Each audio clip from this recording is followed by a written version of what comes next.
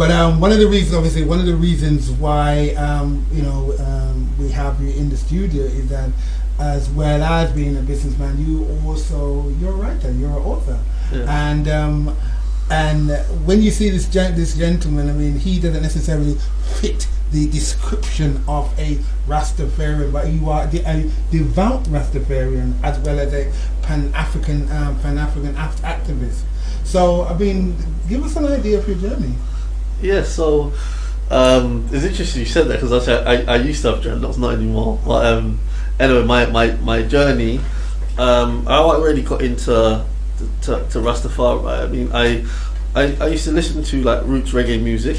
I'm 28 now. This is probably when I was like 19, 20, and then I kept hearing them say Haile Selassie. Yeah, so I was like, who's this person, Haile Selassie? So then I bought a book. I think it's the autobiography of Haile Selassie, Volume 1. And a big reason why I bought that book, because when I bought that book, as I was showing you here, if you look at Haile Selassie, he looks like me, if anyone's seen his features. So when I saw the book, I could kind of relate, because I was like, oh, that's someone who looks like me. And at that time as well, I hadn't heard of like an African king, because you don't learn that in school. That's correct. And I certainly hadn't learned from it from anywhere else at home or anything like that. So until that point, so it was the first time I'd really heard of an African king. So I bought that book, I read parts of the book, and then I started to take an interest into it. So I started studying on to Rastafari. So I bought other books, documentaries. I started speaking to Rastafarians, started going to Rastafarian events, so I engaged into a study,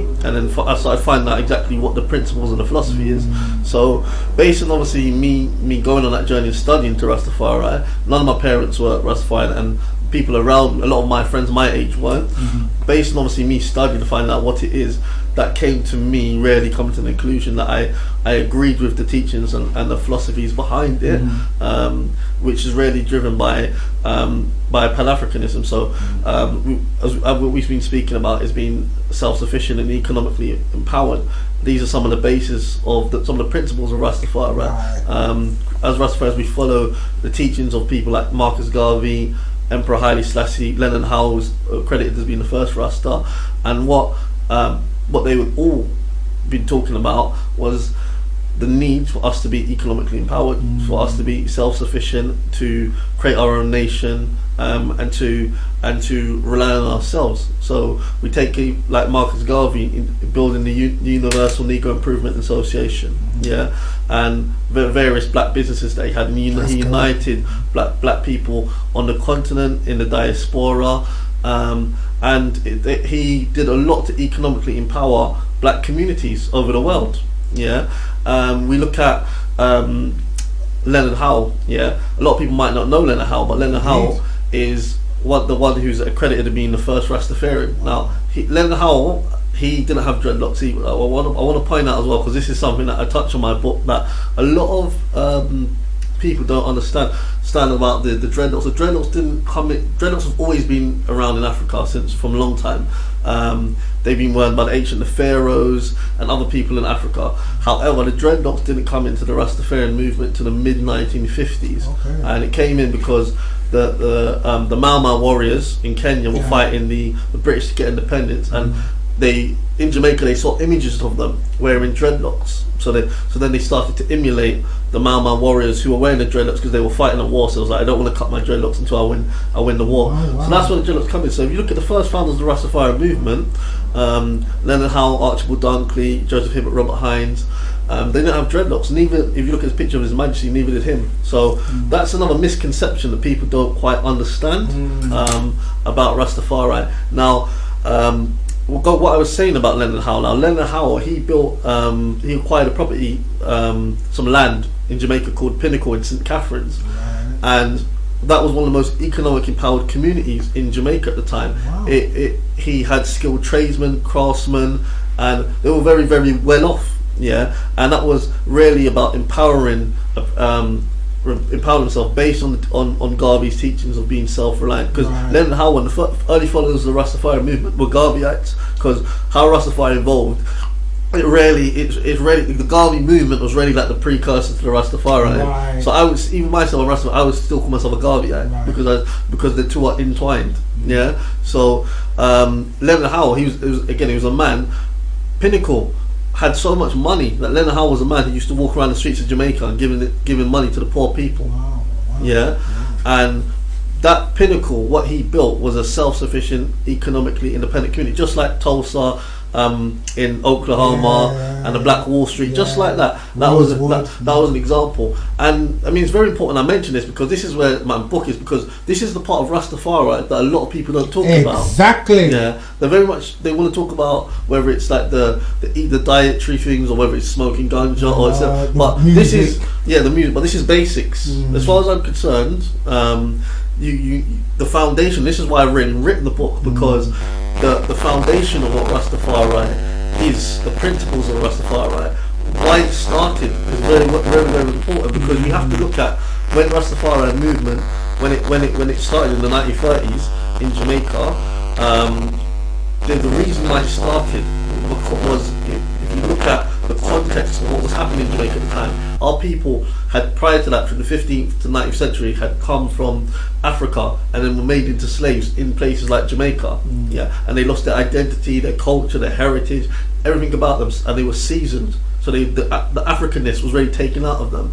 Now Rastafari, then we had people like Marcus Garvey, who was trying to bring about a certain consciousness within our people and trying to get them to do for self. Now the Rastafari, when Emperor Haile Selassie was crowned in 1930, that was significant because at that time Ethiopia was the only African country that had an African emperor that was visible in the continent at the time. Ethiopia today is still the only African country that's not been colonized. So Ethiopia and Liberia were the only two independent countries, but Liberia had been a previous colony, which Ethiopia hadn't. So that was significant. Also, it was significant because what Rastafari was trying to do is reclaim our culture and our heritage. And some people get caught up in the validation of it, but what through biblical perspective, but what we're trying to say is that there was an identity, culture, heritage that needed to be reclaimed. Because back in 1930s, you couldn't tell someone from Jamaica that they were African. Yeah. So at the time, we need to look at where people were as well, in terms of again, seeing a black king, which that was again revolutionary at the time. Because all they had to go by was either a white image of Christ or King George. So when they had Haile Selassie, and when the Rastaman pointed to Haile Selassie as a redeemer, it was to say that if we're going to acknowledge any kind of divinity, we have to look from that within ourselves, and based on the context of what was happened at the time, in the inferiority complex that we still face today about things African, things black. It was crucial, and that's what's very important, that a lot of ones understand it. It sounds. I am so fascinated by this. I am so fascinated by the thing, the whole of the concept, per se, the history. Because I am a historian. I love history. I love history past. I love history present. You know what I mean? And like the idea. And as you said, the idea of having a black king in the 1930s must have been a black god, black king, black god, it absolutely was phenomenal. And then the fact that he's because again I grew up in Rasta, and talking about he's a biblical heritage that he follows the line of Jesse and and so on and so forth. It's fantastic. And I mean, the beauty thing is this book, and the reason why I've written the book as well, it's not a book for just Rastafari, it's a book for everyone to read, and it's about standing, because it plays African, Jamaican history, and regardless of whatever your belief, I say more of a movement, because I myself take a non-biblical stance from Rastafari, so I see it more from a natural perspective. So it's regardless of whatever your background is, for example, whether you're a Muslim, Christian, we all have to acknowledge the contributions that Rastafari has made in the African liberation struggle. Absolutely. And this book is very important. I'm saying is not to convert anyone to Rastafari. It is just to give an understanding of what it is. But if you look at what Rastafari has done in such a birth in reggae music, as one example. A lot of us didn't know about Marcus Garvey until Rastafari. I remember I the first time I came into contact with Marcus Garvey, I was at a Caribbean restaurant and I saw this big picture of Marcus Garvey on the wall. Until that point, then I went to I think one of my cousin's house after that, later on, and I was like, who's Marcus Garvey? Like, but until that, I didn't know who Marcus Garvey was. My first contact, again, coming through Haile Selassie, was through Roots Reggae Music. I didn't know who he was before that. So this is important because these are things that people then go on and find about. The role that Rastafari played, and I talk about the influence of reggae music, and I also talk about Rastafari, the role it played in the 70s in England, in really being the cornerstone of communities. Absolutely. And we've seen that, as for example, the popularity of Rastafari has kind of gone down in English. It's not as popular as it was, so the community cohesion has kind of followed that. That's correct. It's in a parallel. But again, in the 70s, very, very important, Rastafari in forming an identity for us over in England, because we were really in limbo, because even like we were born in the Caribbean. Exactly. So Rastafari really giving us in England an identity back in the 70s, which is important. Right. If you look at the liberation struggle in Zimbabwe, and that was influenced as well by the Rastafari movement. So these are some of the contributions that Rastafari has made. And even going on to my book, I said it's from a non-biblical perspective, so everyone can look at it. And when I talk about Haile Selassie, I talk about all the achievements he's done as a man. So no one can question, these are all facts. Yeah. So when I talk about Haile Selassie, I go on to say, for example, some of the great works he did, which was really modernising Ethiopia. So he really established Ethiopia as a lot of the schools, hospitals, road work he built, their first airlines, Ethiopia Airlines, and a lot of ones would speak quite admirable about Nelson Mandela. When Nelson Mandela was exiled from South Africa, he went into Ethiopia. Haile Selassie's military trained Nelson Mandela. They gave him a passport so he could get back into South Africa, and Haile Selassie also issued Nelson Mandela a handgun with the intent to bring down the apartheid regime. So these are just some of the great works that Emperor Haile Selassie has done, which again sometimes we don't look at, because I think just like how Rastafari is misunderstood, Haile Selassie is also. So what happens is the works that he's actually done misunderstood. So people have heard of him, but they've not heard exactly what he's done, or when they have heard of him, they've heard from it through like a Solomon line. Lineage, or from more of a biblical perspective. So this book really touches on is more from a Pan-African perspective, and that's what I would say is unique about this book, as opposed to a lot of other Rastafarian books that are more, you might see them, but then they've got Bible quotes in it. This is more from an African spirituality and a Pan-African perspective. Yeah. Okay, I like that, and I love, and I think that's the thing. I think that also has its play, and I think it's important. That's why I think that this book, is quite serious. Again, just going on to your point, I grew up. I said the first time I ever heard about Marcus Garvey was Burning Spear. You know what I mean? First time I heard about slavery, do you remember the days of slavery? I mean, it was haunting. When they talked about Marcus, when they talked, and again, the idea of, Rastafari, I mean, you symbolize that with obviously someone who is has dreadlock, but that's a title, isn't it? The actual title, Rastafari.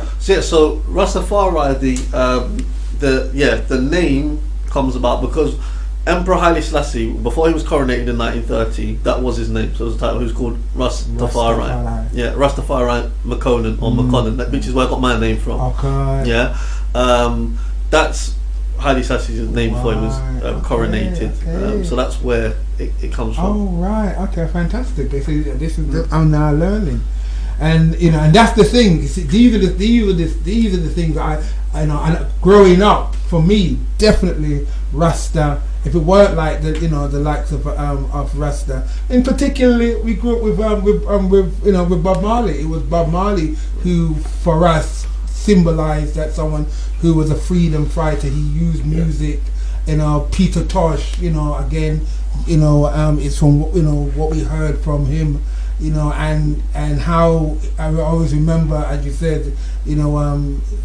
was the one talking about Zimbabwe. He's talking about Angola.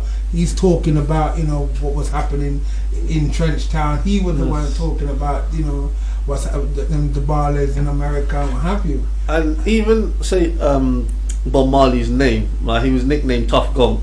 Yeah, that name is, and it's got Tough Gong Records. Yes. Yeah, even that name Gong. When I was mentioning to you earlier about the founder of Rastafari Movement, Lennon Howell, that's where he got the name from. Lennon Howell, he used to be, his nickname was Gong Guru Mara. Wow. Because Lennon Howell, he used to, in Jamaica there's a lot of Indians, yeah, and a lot of Lennon Howell's associates or friends were Indians. Right. So there are even links to Rastafari in Hinduism in some respects. Yeah. So a lot of the people that was around Howell were Hindus. Yeah. So he then was nicknamed Gonguru Mara. Wow. Yeah. And That's even serious. Yeah, even a lot of the things like the ganja influence and stuff like that. That's got to do with a lot of the Hindu influence on Rastafari. Wow. Yeah. That is serious. Yeah. That is serious. So okay, like there is a maroon town in Portland. Is there? There is an area also now that is kind of a sanctuary for those who are Rasta, and now they are people. They are, because last year I think it was the Prime Minister of St. Vincent made a formal apology to the Rastafarian community in regards to how they were, because when I was growing up, if you was a Rasta man, you had a hard time. Yeah, I mean, there's two things I'm going to say. I mean, there is the Rasta village that they've made in Jamaica, but that's more for like people that tourists can come and go to. But there's places like Bobber Hill in Jamaica, Scots Pass, other places where there's communities of Rastafarians. Pinnacle, what I mentioned earlier, was an example of that. Would be like a Maroon Town example, but in a Rasta community. Right. And then you can go, because obviously Rasta all over the world, so you can go to Nigeria, South Africa, and there'll be community. The thing, because obviously Rasta doesn't have so much. It's not so much of a central doctrine, because you could go to one place and someone says Rasta's this, and another place someone says that. That's why I wrote this book, to give a kind of a basis of exactly what it is, because that's why there's a lot of difference in the understanding. So to highlight the main base of it, but very much I could go into Nigeria now and meet Rastafarians who say that they're this, or they call themselves this, but they're Rastafarians, who I never heard of that organisation group before. You could go to another part of Africa, you could go to let's just say Botswana, and there could be another tribe that's set up there, or America. So because it kind of springs all over the place,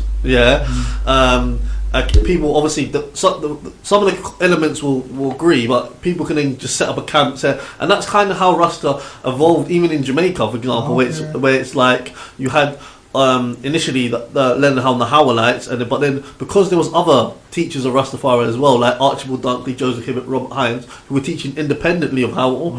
You have different groups in different places, and then it spreads. And then when Pinnacle was invaded by the police, obviously Rastafarians, they had to split and go into different areas, and that all caused different groups functioning. Because I mean, if you look at, say, Pinnacle, and when I talk about the persecution now, when Pinnacle, what happened to Pinnacle was that the government came there and burnt the houses down, and this is some of the persecution that Rastas face. Even if you look at the Coral Gardens massacre in 1963, when the Prime Minister at the time, Alexander Bustamante, said to bring in all Rastas, dead or alive. Wow. And if the prison, when he meant to bring him in, he means the prison. He said if the prison can't hold him, throw him in Bogill, which is a cemetery, to kill him. So Rastafarians have been. They had in Dominica the dreadlock. That if you saw a dreadlock, you could just shoot him. So this is some of the kind of persecution in Jamaica. Just walking around with your dreadlocks, you get your dreadlocks cut off, and that's what caused a lot of Rastas to live in the hills and secluded areas where they had to start farming and growing their own food and stuff like that. But yeah, the persecution when it first started, like even in the 30s, and Rastaman there weren't dreadlocks, but they were still persecuted. Leonard Howe was put in prison several times because they because obviously they were a very anti-colonial system, and Jamaica was a British colony until 1962. So it was like, how are you to come up and talk about your black king and your black god and really go against the system? So he was put in prison several times, and they put him into a mental asylum, and similar things happened to some of the early founders of Rastafari. So even in England, as you was mentioning, for example, a lot of people in England and Jamaica disown their children if they turn Rastafarian, or it was definitely challenged with a lot of the parents. So Rasta has been through. It's like Rastafarians has gone through. All of us as African heritage people have gone through like one hell already, through like slavery. Or colonization, etc. It's like Rasta, we've gone for another one on top of that. Of course, but this one is very, even I would say, sad in a way, because it was caused by their own people. It's like it's been caused by their own countrymen in Jamaica, or in England, and that's something that's hard to grip. So when I hear sometimes some of the stories of what happened to some of the elders, or the recordings, or listening to certain ones, and even people I know that have had certain things happen to them that are Rastafarians, it almost brings tears to my eyes to realise that it's been your own people that have done that to you. Absolutely. I mean, it's again, moving away slightly, I mean, a small case in point. There was a recent viral video that did the rounds. A young chap, he had locks, and he was a wrestler, and they literally cut his locks because he couldn't actually fight in a competition wearing the locks, and so literally they cut it live until he was able to then actually compete in this particular sport, wrestling sport. So this is something that, again, it's still hanging, and hanging around. I mean, even a lot of places, even today, you go and children in school, whether it's in Africa, the Caribbean, or in England, children can't wear locks to school. I mean, I think there was was it 2-3 years ago? There was that child. Was it Croydon? Yeah, it was last year. Yeah, was it last year? Was it? Yeah, it was last year that the issue with the child that had his the dreadlocks, and the school told him that he needs to cut his locks so he can't come to school. Yeah, so that was last year. Yeah, these are the kind of things that Rastafari is still going up against. My goodness, this is so serious. But this book, as I said, Rise of Rastafari, just sounds absolutely fascinating. I obviously want to get the details in regards to that. We're literally looking at the time. We're literally flying. I want to touch on, because you are now also talking about literally transitioning and making a move out of the UK and now looking to settle in the Gambia. Or what's the reasoning in regards to that? Yeah, well, I've been to Gambia twice in the last 6 months now, and I really liked it. So my first time going to an African country was in December, when I went to Gambia, and I went back again in February. Okay. I just found, obviously, the people there really friendly. They're lovely. It's very cheap to live in Gambia. It's close to England. It's only 6 hours on a plane, so if I need to come back, it's an option. The pound is very strong economically, so you can. And Gambia is a developing country, so there's still a lot that needs to be that can be done in Gambia. Whereas if you look at, say, Ghana, Nigeria, some other African countries, they're more developed. Yes. Gambia is developing but a bit more of a slower pace. So there's still a lot. So if you look at whether positive or negative, but Gambia, it hasn't got a cinema. There's no shopping centres. Most people still live in the villages of the compound. Obviously, like stuff like internet is not in most people's households. Yeah, they've got it on their phones if they've got it. And there's other things as well that could be developed. I'm not necessarily saying those things need to be developed, but I'm saying that these are just examples of the country, what it is, what it's got. So I think there's definitely room for development in Gambia. Going back, repatriation to Africa is one of the principles of Rastafari. So it's also following on the theology that I follow, because I find a lot of Rastas want to, particularly in reggae, they want to talk about Africa, but they don't want to go there. It's like some of these long-haired man, these long-haired man, it's like they've never actually been to Africa, but they've been to Jamaica, or they've been to places in Europe or in America when it comes to getting a ticket, and they've been back to Yard. but they've never been to Africa before. Indeed. And that's a shame, because that's part of the principle.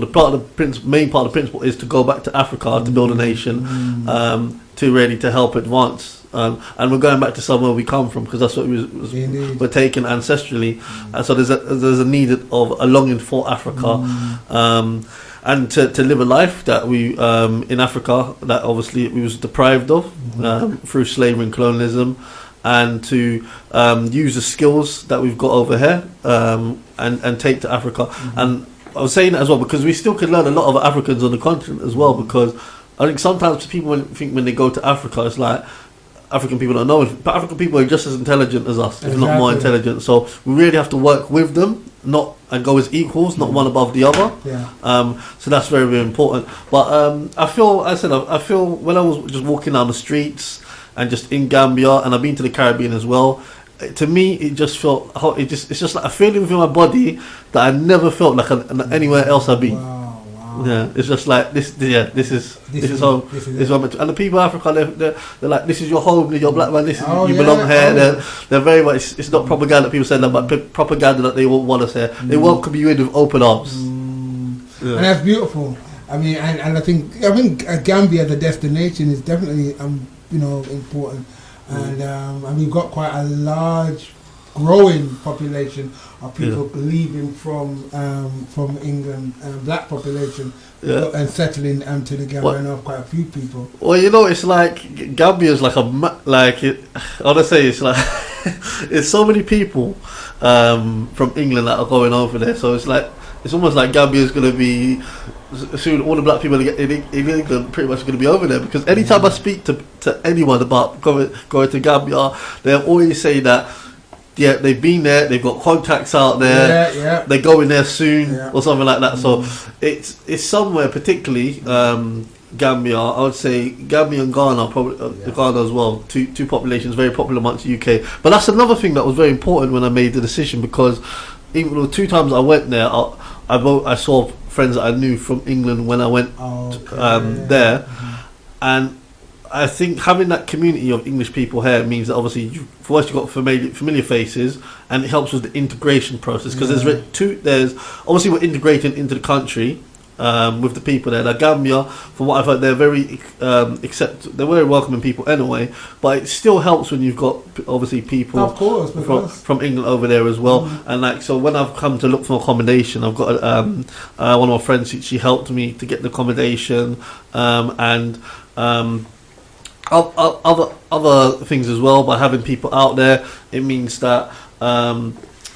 it makes things easier. So if I wanted to like set up a business, or wanted a bit of advice about how things can be done, they can help you, because even though we're African, we're going back to Africa, we still have to be cautious, and there's still certain things that I might want to speak to about someone from coming over from England, rather than a direct Gambian, because obviously you don't want to get ripped off, or you don't want to kind of disclose too much information. Indeed. So it helps definitely with the integration process. And I think obviously the reality is that, I mean, I've been to the Gambia myself, about 5 times, and as well as other parts on the continent, and again, we have to be really, really honest with ourselves. We've been separated for about for 5 centuries. We lost name, language, way, mores, everything. So you're going down there as almost a different man, and it is about trying to, as you say, integrate properly and not necessarily bring in, a particular type of thinking that would be again detrimental to those who are living on the continent. But also very, very mindful. You know what I mean? The last time we stepped on that continent, on our continent, was 5 centuries ago. And I think this is the beauty thing, and I think it's beautiful now that we can go back to Africa, because I think we're really a privileged generation, because our ancestors couldn't do it 400 years ago. They didn't have the option to do it. A lot of them wouldn't. And then even like I'm 28, we're going to like say my parents or grandparents. Now whether they would have wanted to or not, the fact is that things were harder for them to make the transition. Yeah. Now there's a lot more, like for example, even like technology, things have moved on. It's So very, very true. so I can now communicate with people all over Africa, whether it's Botswana, Ethiopia, whatever, whether it's Indeed. talking about doing business overseas, regardless whether it's I mean, people in Gambia I'm still communicating with on a regular basis now that I've met. So these are the beautiful things that you couldn't have previously done in the past. So we're in a point that now we can really go back to Africa and to help it to be in a position or to help it advance, which Africa is developing. It is advancing rapidly. It's one of the fastest growing economies in the world. Exactly. A lot of African countries, but had it not been interrupted from slavery, it would have advanced even further. Indeed. And what we're doing now is we're going back to slavery is not African history; it interrupted African history, and we're really going back now to not just reclaim our heritage of history, but we're going back to help Africa prosper and to put it back in its rightful place where it should be. And Haile Selassie, Emperor Haile Selassie, he said Africa awaits its creators. And what he was meaning that's us, for us the children of the diaspora, to go back to Africa. And Haile Selassie, he gave us land in Ethiopia where we could go back to. Indeed. Yeah. So as we're now coming to a close, I need to I need for our listeners to know, number one, where we can actually get the book, where we can and your contact details, where we can actually contact you in regards to that. So let us know where we can get the book. So. Yeah, so you can purchase a copy of the book on eBay. Okay. So if you just search and write The Rise of Rastafari on eBay, my book will come up and you can purchase it there. Another way you can purchase the book, if you contact me on 07943 178 117. That is 07943 178 117. You can contact me and then I can speak to you about the best way to get a book. It will be on Amazon very, very soon. Okay, cool. Within probably, we're working on it with my publisher now. I'm hopefully in the next couple of weeks, it will be up on Amazon, so you can buy the paperback version and you can also get a Kindle version as well.